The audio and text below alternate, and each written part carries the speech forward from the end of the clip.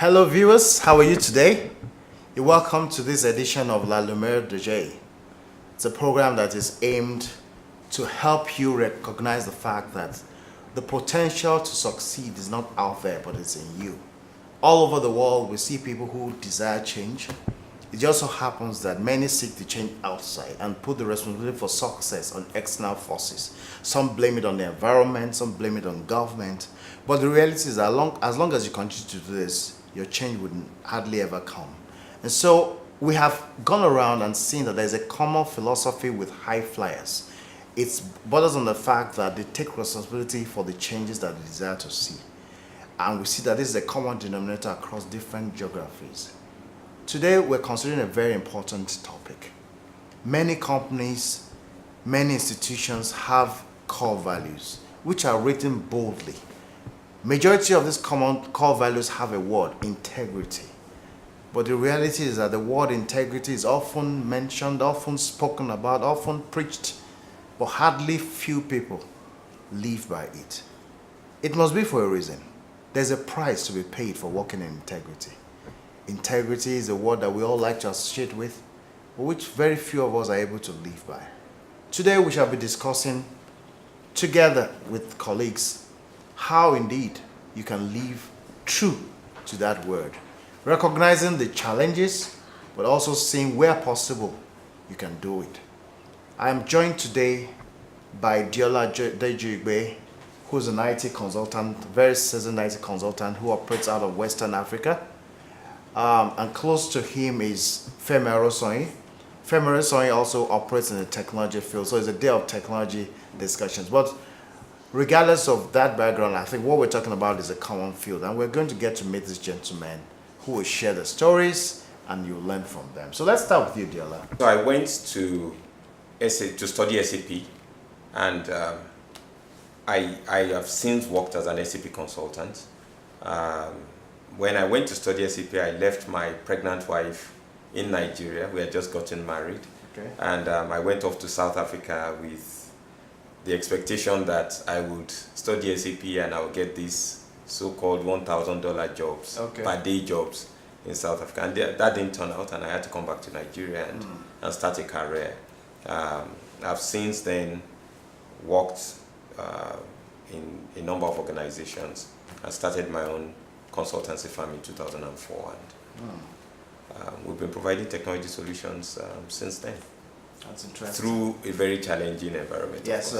Like I said, it's consulting work. So another example was a company where we had negotiated many hundreds of thousands of euro then, a transaction, and we thought we had won, and then the CIO or head of IT called me and tried to get a further discount, and ultimately I agreed to 40,000 euro discount. Okay.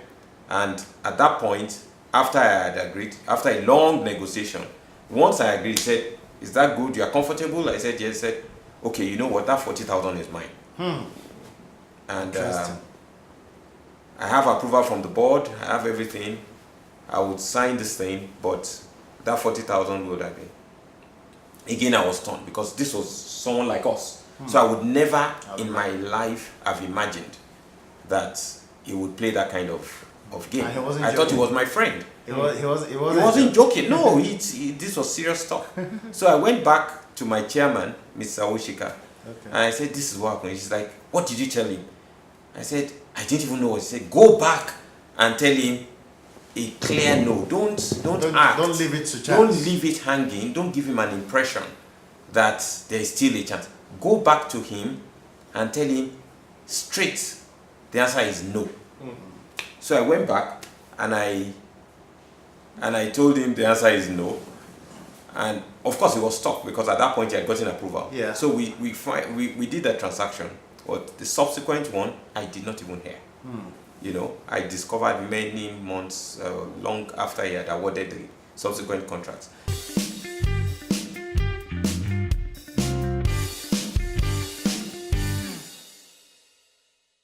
Welcome back, viewers. We've had a wonderful time, and if you're just joining us, this is La Lumiere DJ. Today we're considering a very important topic, the price you pay for integrity. We started with Deola Adejuyigbe, who shared his own story. And next, we're going to be listening to Femi Arosanyin. So, Femi, let's get to meet you. Thank you, Tony, and thank you, Deola. My name is Femi Arosanyin. I'm the Chief Commercial Officer of IHS Nigeria Limited. I studied in Nigeria. My primary, secondary, and university education was in Nigeria. I studied electrical engineering in university. And based on a hard-born passion to learn about space, I took up a journey that got me traveling around most countries in the world. The first port of call was the US, where I had the summer program. And subsequently, I did a master's program in France. It was a master's in space studies. I'm driven by an inborn passion to use all the insights and the wealth of knowledge I've garnered over the years, traveling all over the place, and both within the country and outside, to help people around me. Because I found out that a lot of people incidentally are unable to actualize themselves because they don't have the right insights. They might be capable, they might have the ability, they might be courageous, they might even be risk takers. But because they don't have the right kind of insights, they're unable to actualize their dreams. I try to inspire people. I'm driven to inspire.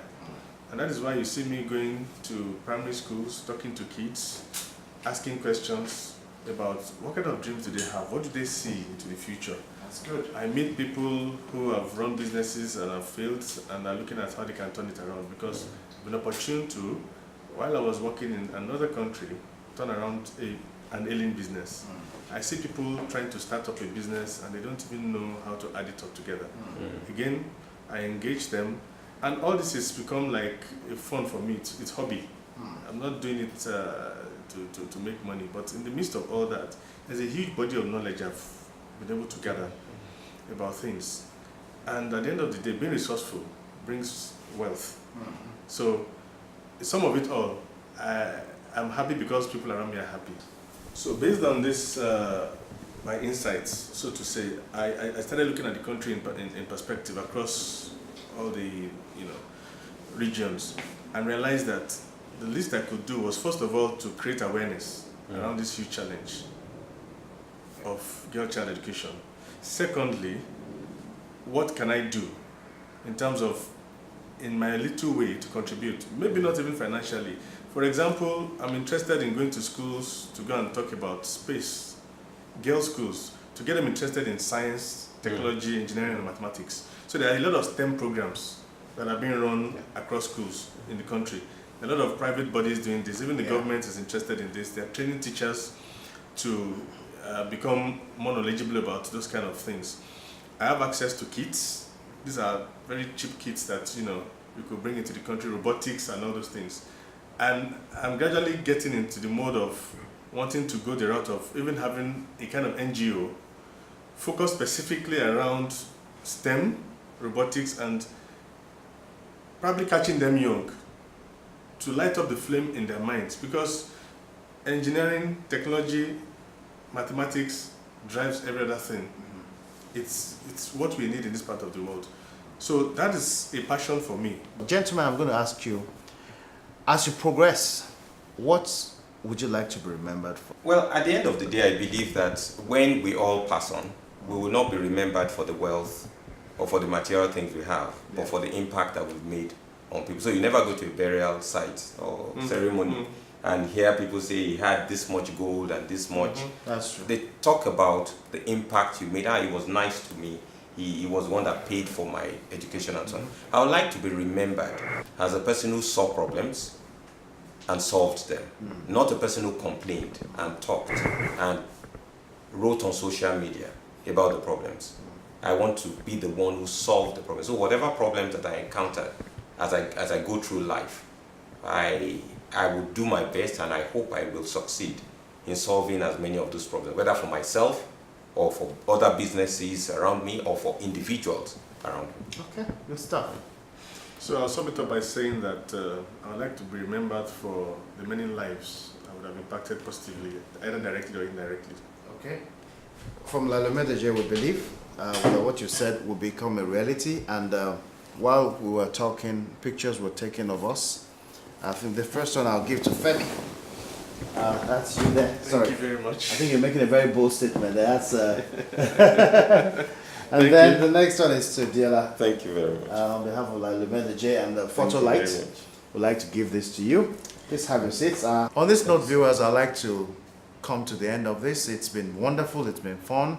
It's not, 1 hour is definitely not enough to discuss this, but it's not so much of the knowledge you get. It's what you do with the little that you know. So hopefully tomorrow will be better because of today for you. See you around next time. Bye for now.